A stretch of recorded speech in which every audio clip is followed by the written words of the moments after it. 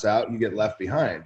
So everybody needs to be cognizant of, what can we do to use technology to go back to basics, right? So that's really important to me, because being in the business 28 years, I remember there was no internet and you were just a sparkle in your mama's eye, and I had to actually do things that other agents can't or won't to get ahead.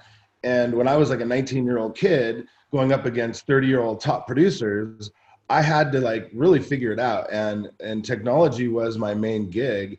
And as I coach, I'm responsible for 340 agents right now, and I coach one-on-one all week long. So when these people are frustrated, and right now in today's market, most people are so confused with CRMs, how to run a proper Facebook ad campaign, and what to do, what to spend their money on, because they're so, the market's shifting, obviously. Sales are down a lot, and people are starting to back off and cut out their Facebook and any ad spend, and they shouldn't do that right now. They should double it, triple it while they still have the money. So when I coach agents, across the country, their biggest complaint right now is, I don't have a lot of money.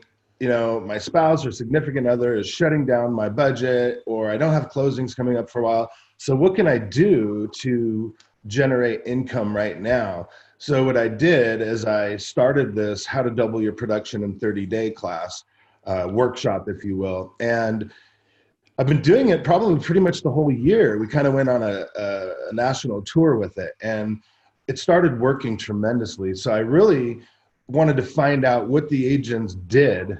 And I found out there was 3 things that they did and took away from this Facebook workshop that are actually working.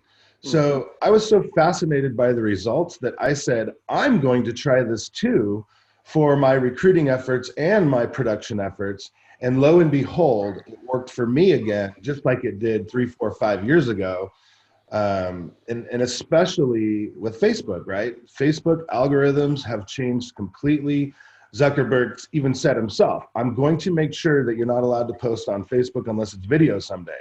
So video became so relevant, right? And everybody's video this, video that. And I'm a huge believer of video, always have been. I have over, 500 videos on YouTube and tons of videos on Facebook and video landing pages, video. That's all fine and dandy, but it wasn't producing the results that the agents wanted. So when we went back to basics, it started working great. Do you want me to kind of dive in on those 3 things? Yeah, definitely. And while you're doing that, you did mention you've been doing video for a long time. So just so everyone watching, so they know that you're not just making it up, I'm actually going to YouTube. I'm going to find an old video of yours from like 2006. There's one that's so funny with you on the roller coaster, about shorts. Dude, nobody was doing video back then. That's when Mac first came out with those green screen, really, what do you call that? Whatever it is. Green screen thing? Yeah, the iMovie thing or whatever it was. It was so funny. I don't know how you're going to find that, but I hope you don't. I'm going to find it. I'm going to put it on. So just for So let's dive in. I'm not watching the live feed, so if there's any questions, let me know. But I'm just going to try to start. So you know how careful I am with life balance and, the 7 F's. And you and I have interviewed and done podcasts and all that. I mean, we don't have time to dive into that now. But the number 2 biggest thing besides life balance turned out to be mindset with the realtors. And we practice mindset all day, every day. We never stop, right? We get up, we meditate, we say our affirmations, we surround ourselves with the best of the best. We go to super high level masterminds, and we just do things that other agents don't sometimes. And that's fine. There's the minutia of life. And, some people haven't been trained and some people just don't have the drive. So what I've been working on with agents right now is when they say, Mike, I want you to coach me, the very first thing I start with after life balance is the mindset. And it's amazing to me that people don't work on their mind just like they work on their biceps or their abs, right? So I tell them, listen, tell me about yourself. Tell me about your life. Tell me about where you're going. And everybody kind of dabbles in stuff. Like, well, I kind of watch some Tony Robbins. I kind of go through some videos. And I started reading this book.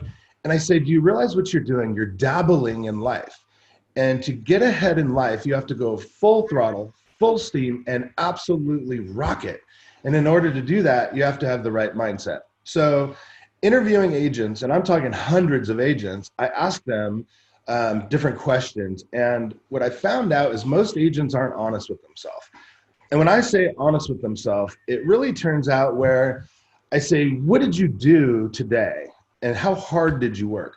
Oh my gosh, I worked so hard. I uploaded photos to realtor.com. I checked on all my files. You know, I did a Facebook ad, and really what they do is when you learn how to BS yourself, this goes back to adolescence, right? You start to believe it. And when you believe what you're telling yourself, you're okay to exude that on others, which is terrible.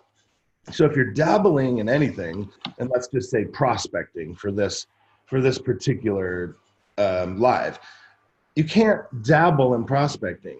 So if you've ever read that book, Fanatical Prospecting, he talks about how everybody was BSing themselves saying, I prospected for 3 hours today. And he said, let me see your numbers. And they were like, well, I didn't keep track. But then the next day when they kept track, they found out they made 9 calls in 3 hours and 3 attempts.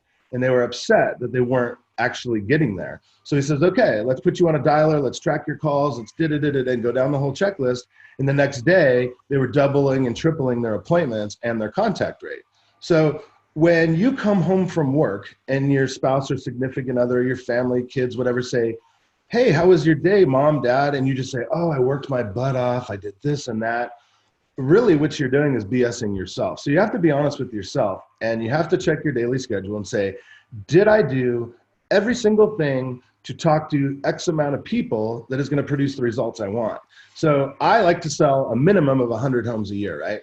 So that equates to 50 people a day, 5 days a week I have to talk to, right? Not attempts, but actual conversations.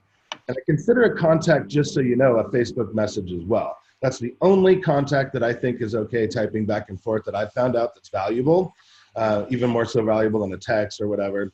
So the other thing the agents aren't doing is being really transparent. I'll be transparent now. I'm at the home with the gardener and a blower and dogs behind me, so I apologize for that. Fridays are my day off. So I sit there and I go, you got to be transparent with the people around you. So let's talk about that. If you're a buyer's agent or a team agent, you have to be transparent with your team leader.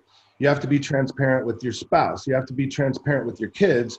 And for this particular workshop, it was double your production in 30 days. Now, you know you have to do different things to double your production in 30 days.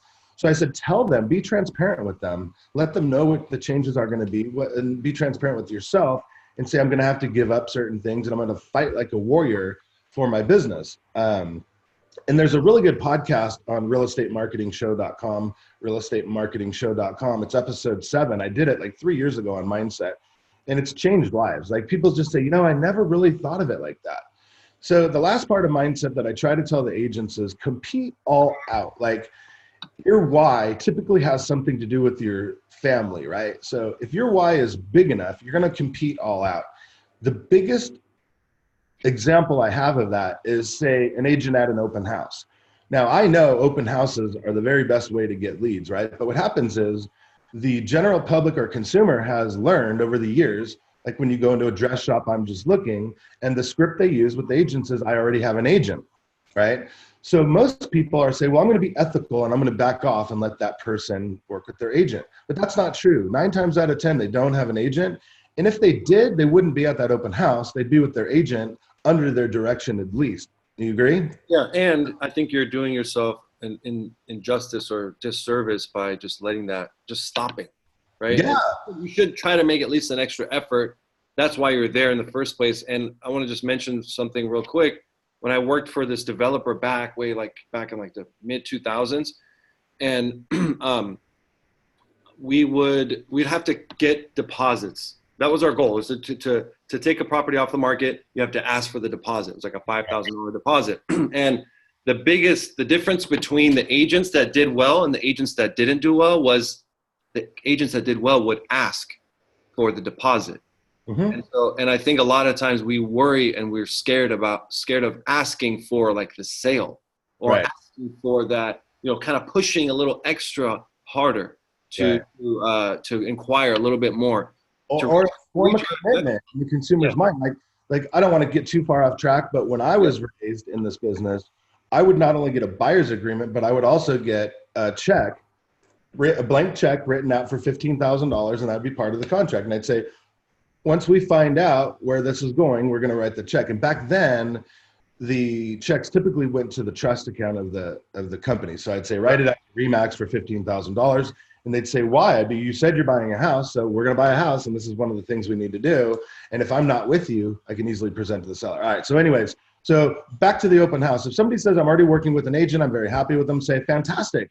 What if I could show you pre-foreclosures or short sales not yet on the market? What if I could show you a home just like you're looking for that's not on the market? What if I had a list of 75 homes that aren't on the market? Would you see those homes with me? All the time they say yes. So when I say compete all out and use your mindset, remember what your goal is. Remember what your ultimate why is. Compete all out. So mindset is the number one thing that I've found out is the worst problem with real estate agents right now, especially with the market slowing down. Sales are down 25% in most areas. So it's really important that we work hard on our mindset. Number two, the second thing, agents, when I talk to them, and I try to trick them into saying this just to see if they where their mindset is. And I say, why didn't you do this? You promised me last week or last month you're going to do this. And the number one answer for that is I didn't have time. I don't have time. So I'm a time management specialist, right? So we have episode 30 on Real Estate Market Show, realestatemarketingshow.com. Episode 30 is on mindset. And I go pretty deep. It's not super complicated. It's kind of like, self-explanatory things, but you have to write them down. You have to learn them and practice them. So I have this thing that I wrote down. It says, we often talk about not having enough time. Rather than focus on that, complaining to yourself or others about not having enough time, think about what you do have time for and start thinking about that instead. So we've all heard the old adage, thoughts become words, words become actions, actions become habits, then character defines your destiny, right? So if you're one of those agents walking around every day saying, I don't have time, I don't have time. Well, why are there people selling 500 homes a year and they have time working 20 hours a week? Isn't that weird? Like at some point you have to pinch yourself and wake yourself up and say, you know what? I do have time and I need to manage my time better. And there's a lot of different classes. And I do have an episode, it's called What Should I Do All Day as a Real Estate Agent, that complements the time management one. But dude, like you got to say, I have time for that. I have time for that. I will make time for that. It all goes back to where one of my good friends said, you want to come to my wedding in Maui? And I said, no, I don't have time. And then it hit me. I'm like, this is a good friend's wedding. I love Maui. I can definitely afford to do it. Yes, I had time. I made the time. When I got back from a 10-day trip in Maui, my business had increased, right? So I had time. Yeah. So anyways, let's get down to what I promised, the simple, free Facebook hacks that nobody's doing, which they should be doing. So again, to recap, if people are just joining us, as I coach agents across the country, there's frustration out there because ad spend is ridiculous. Placing proper ads is hard. That's why we love Travis Tom so much. He can help us through those things. And then people say, I don't have time to do that. And it just gets crazier and crazier. And then the third thing is the confusion of what CRM to use and how to market it. So what I love about Facebook, it's a CRM. It's all of our database with accurate information in it. So I love it. So I started out by the simplest part with agents that were newer or they already got a lot of stuff going on but wanted more. And I said, okay, we're going to double your production in 30 days if you do this. And again, not only have my agents that I coach proved it, but I've proven it myself in my recruiting efforts and my production. So here we go. Here it is. Yeah, finally, to build up. So the very first thing I do is I ask people how many Facebook friends they have. The average person has less than 2,000 friends, or the average realtor has less than 2,000 friends. So I'm like, why would we have a database of 2,000 when Facebook lovingly gives us 5,000, right? So I'm like, okay, try this, add 20 friends a day. So I don't care if you didn't grow up in that town and you don't have high school friends. If you do, even better, it's easier. But the reality is you have a very strong sphere of influence. And when asked how much of your sphere of influence and prove it on Facebook, most people don't have it. So we go back to the old, Brian Buffini days where they say, make sure you're marketing to your dog walker, your dry cleaner, your car detail guy, your gardener that's blowing behind me. Believe it or not, these people can afford to buy homes. They can refer you business. And why wouldn't you market to them and keep in touch with them? Out of sight, out of mind, right? So add 20 friends a day, 10 of them being your sphere of influence. And trust me, most people have less or over 500 people in their sphere. And then 10 influencers. Now, when I say influencers, it's somebody important in your community.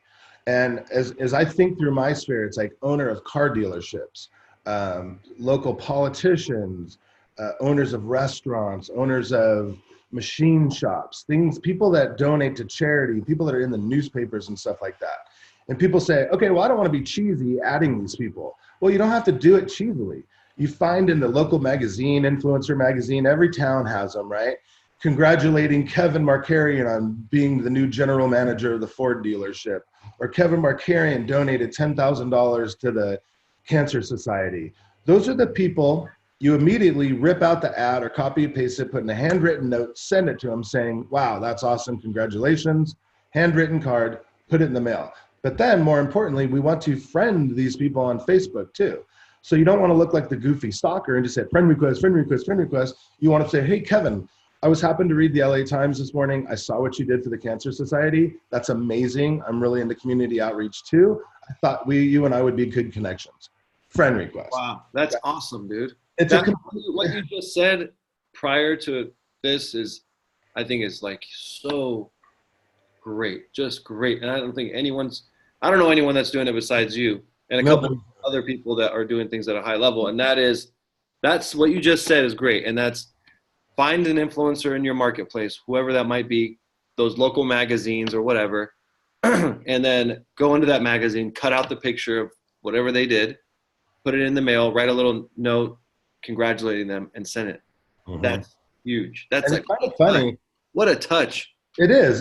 And some of my clients, we laugh when I get on the coaching call with them, and they say, that's so funny because I friend requested them. They ignored my friend request, even though I said something nice. But when they got that in the mail, all of a sudden my friend request was answered.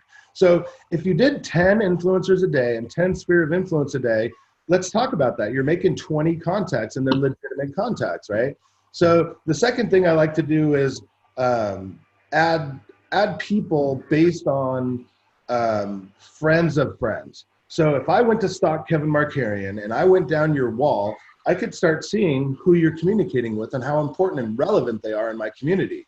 So then I would go and add 10 more of those. So now we're got up to 30 of these contacts a day, and you're starting to roll, right? That's more than anybody's doing anyways. And this is, again, free, and not only free, but it's most effective.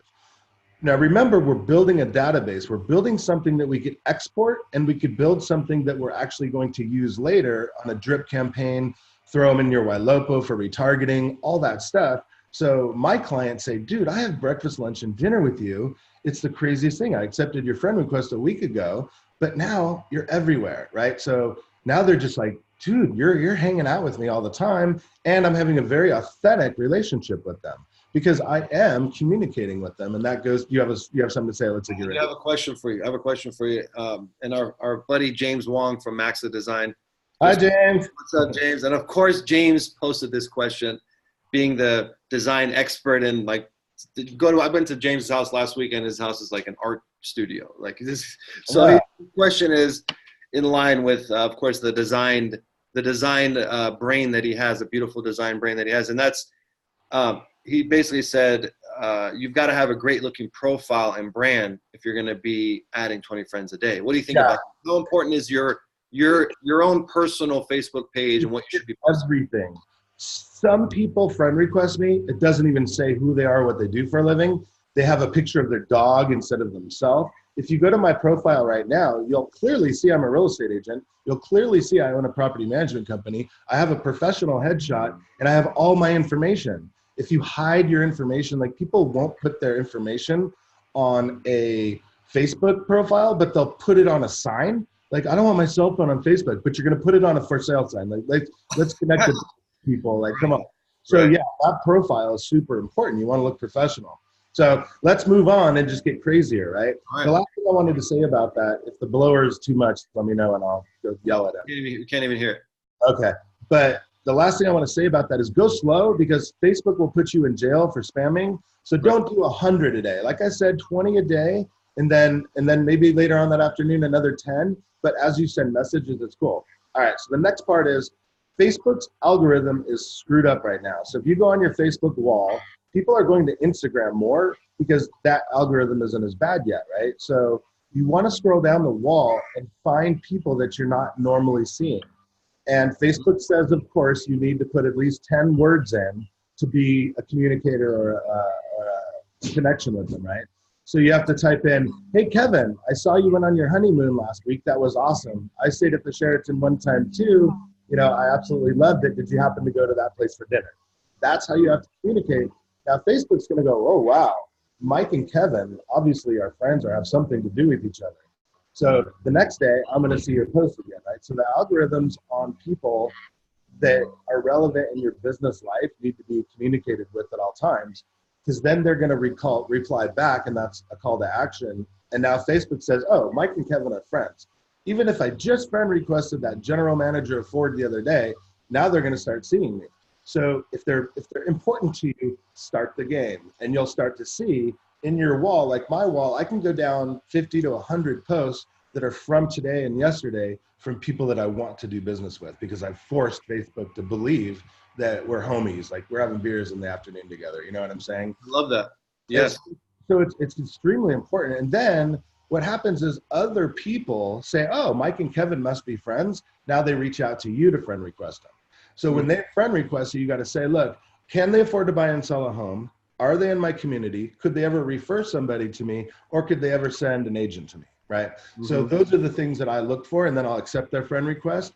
And the most important thing you can do is not delete friend requests. Leave them unless they're spam, because Facebook goes, he's got 5,000 friends. He didn't want to delete it. Someday he'll accept it, and they're still active on their feed because they're following you now. So all these things are so important, how they come together.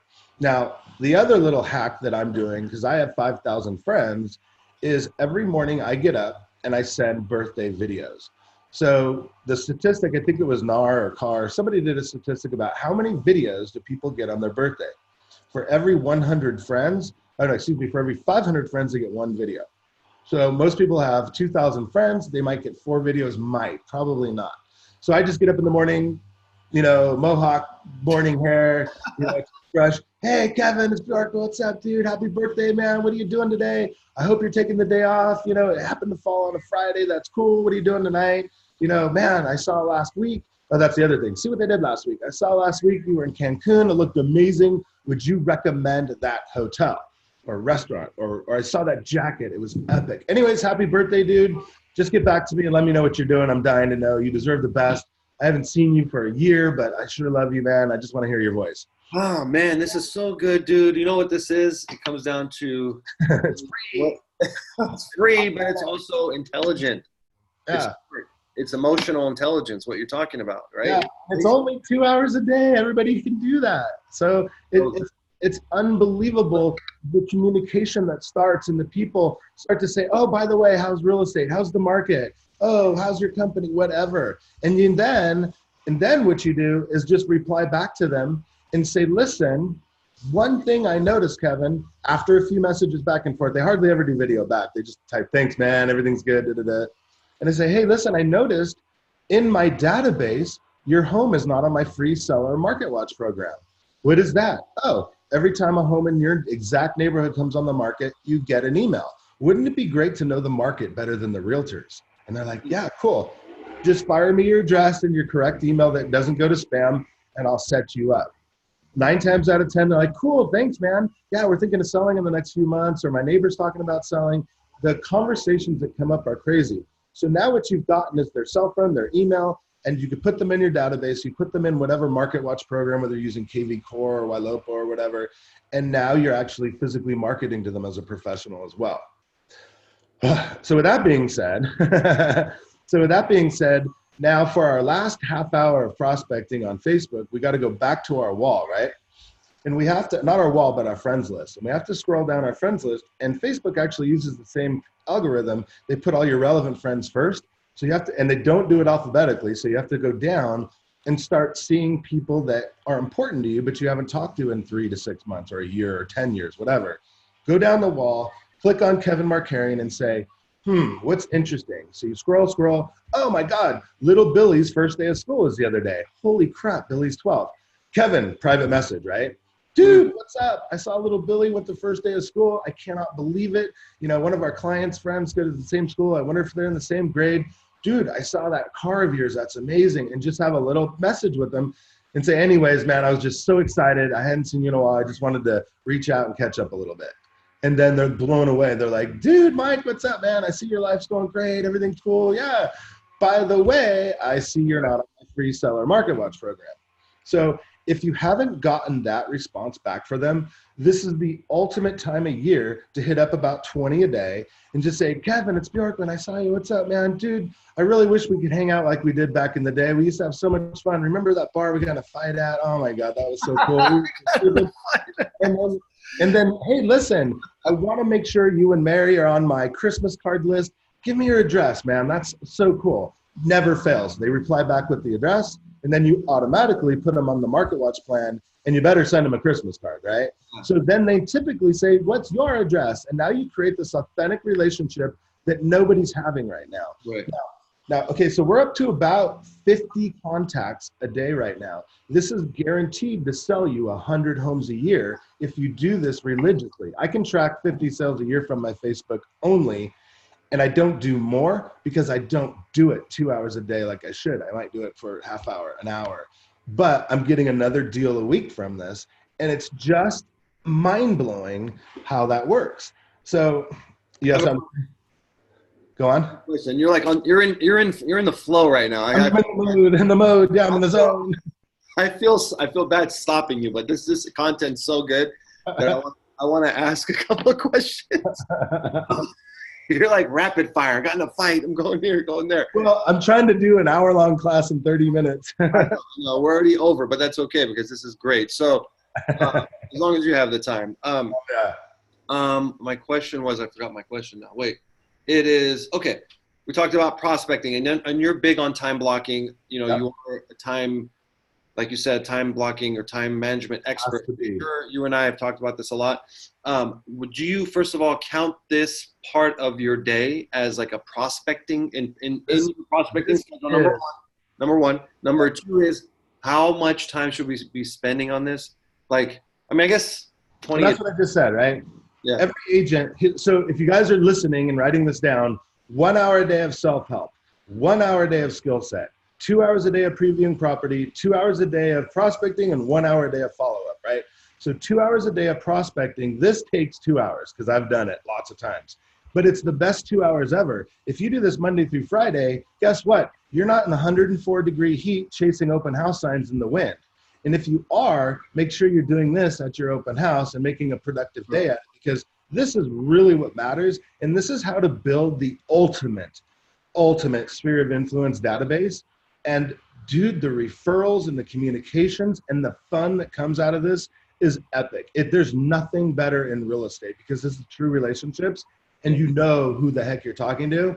And if you have your admin, just kind of keep your database up, slide your Lion Desk or KV Core or whatever you're putting it in, then you can actually start dripping on them as a professional, put them on your blog, emails, whatnot. So, all right, you ready for a little bit more and then we'll be done? Yes.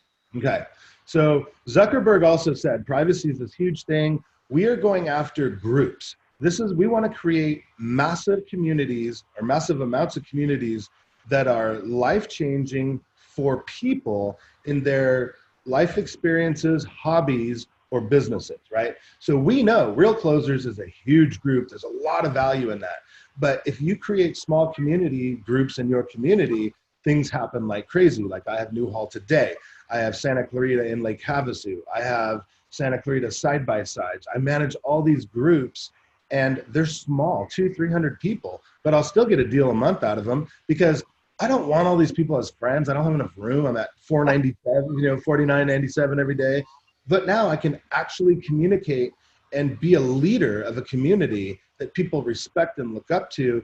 And they know I'm a realtor. In the group, it says, hi, I'm your Santa Clarita realtor. I also love, basket weaving. And here's our basket weaving group. Add all the basket weavers. And I become the authority. I become the leader of that group and people love it. So naturally, when the time comes top of mind because they spend time in that group because it's one of their hobbies or it's where they live. And people say, well, my neighborhood already has a group. Who cares? Make a better group. Put more value into it. Do market updates, do statistics, do charity roundups, do giveaways, contests. People love that stuff. One thing on that, people, if they say they already have a group, just ask yourself, how many groups are you involved with? Like most people are not involved with just one group, right? Right. And then one other thing, if you're doing this is why it's important to have a consistent online message with regards to your profile, so people know that you're a realtor, right? I mean, it's like if you're doing what Mike's talking about, if you start doing that and you don't have, if nobody knows you're a realtor and they can't Google you and find out that you're a realtor, like that's step one, right? So your Facebook profile and all those things need to be consistent. Everything needs to be perfectly organized and professional.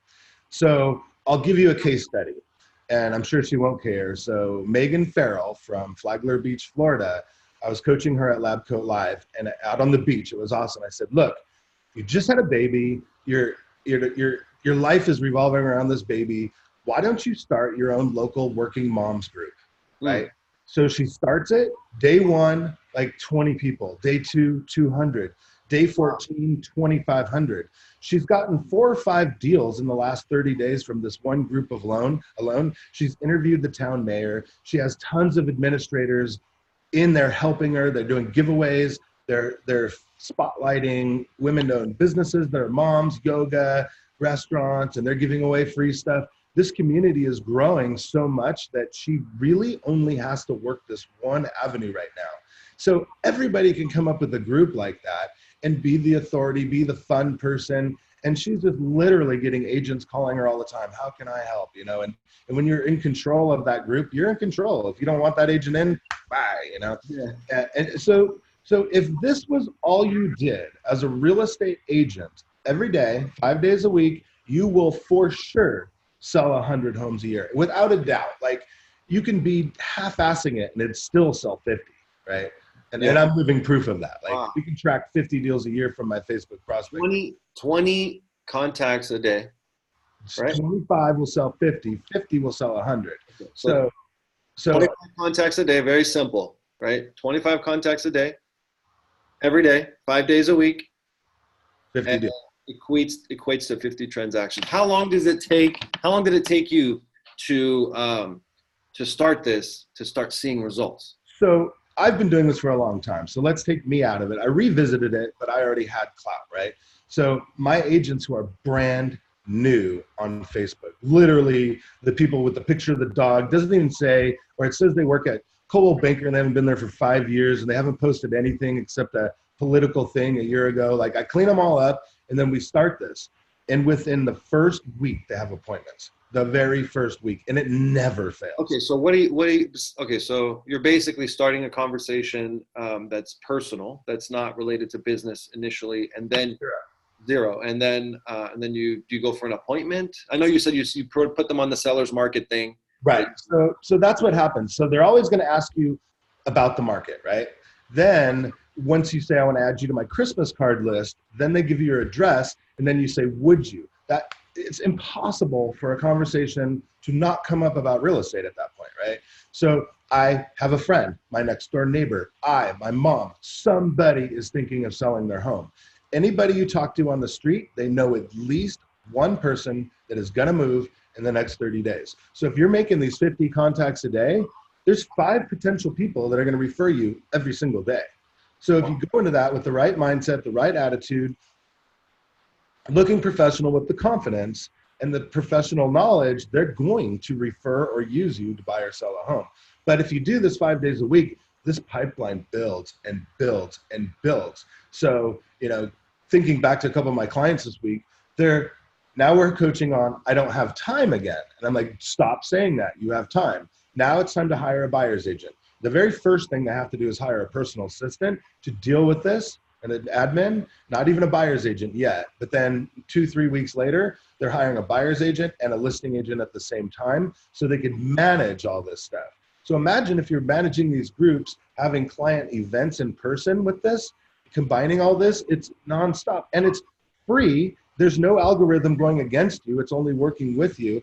And if you run Facebook ads and retarget them with your listings, it just creates tons of trust. So that's weird. I just talked to Bjorkman the other day, and here's his really nice house in San Canyon he just put on the market. It's just floating in front of me. He must be a damn good realtor. Oh, yay, like, more algorithms. The next day, oh my gosh, he listed a condo in Valencia. Da, da, da, da, da. And people don't realize what's happening with the algorithm, and we're marketing to them very, authentically. They don't realize that they're falling into our web right here that we're going to be working with for the next 15 years. Now, one last little technical question, and that is when you're reaching out to them, and you may have touched on it earlier, but do you reach out to them on Messenger or Facebook, or do you reach out to them on text? Do you reach out to them? No. Messenger. People will answer Messenger before a text and before an email for sure, if they're online, and most people are during the day, right? But if you only get 3 messages on Facebook a day, you're going to reply to those when you pick up your phone and you're like, oh, it's on Facebook. Oh, I have messages. So people will look at that. But if we know that 26% or less of people are checking their email daily, why are we going to send an email? Yeah, I still do, but Messenger is authentic. It's personal. It's private. It's fast, and they enjoy it. You could do video. You could do a video call. You could just say, hey, call me sometime, Mike. You hit the call button right there, and it goes through Facebook audio. So they answer the phone. Oh, wow, I didn't even know Facebook did this. Yeah, call me anytime. I'm always on. So now I have more clients and friends calling me through Facebook audio than even Marco Polo now. So it's like, dude, it's so cool. Like, it's just amazing. So groups, Facebook groups, contacts, everything's through Messenger. Everything's free, and everything is just mind-blowingly simple. And if you take all the minutiae of CRMs out and have your admin do it, now you're having fun with your business. If you're a social person, like most agents, you're having fun, and you're talking, and you're learning about lives, and just business starts falling in your lap. So that, I know we went over a little bit, but that is a huge part to doubling your production in 30 days. So simple too. That's the beauty of it. It's not complicated. Just get into your Facebook profile, reach out to your friends, connect with them on a consistent basis. And it's just the math and the results speak for themselves, right? So, man, Mike, thank you so much. Any final words before we wrap up? How do we get over you? You're all over the place. I mean, you're traveling. I saw you. You just got finished with a tour all over, traveling, work, doing. We were in Sacramento last week, going wine tasting Paso. Next week is the EXP leadership event in Vegas. It's gonna be so fun. Over 1,000 people. Week after that is closing table.